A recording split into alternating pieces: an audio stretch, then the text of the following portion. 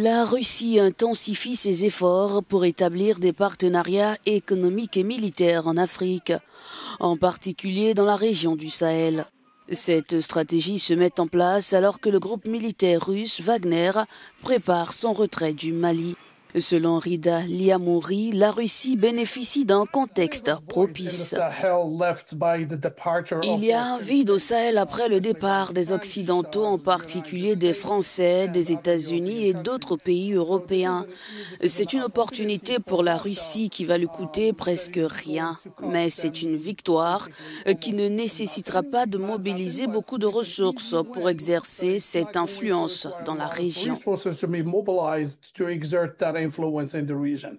Officiellement, le Mali n'a jamais reconnu la présence des mercenaires de Wagner, mais affirmait faire appel à des instructeurs russes. Rida Liamouri distingue ici les modalités de la présence russe dans plusieurs pays sahéliens. La présence militaire russe est propre à chaque pays. Au Mali, Wagner combattait aux côtés de l'armée malienne. Au Burkina Faso et au Niger, la situation est différente. Au Mali, les mercenaires de Wagner ont contribué à la reprise de certaines zones aux mains des groupes terroristes.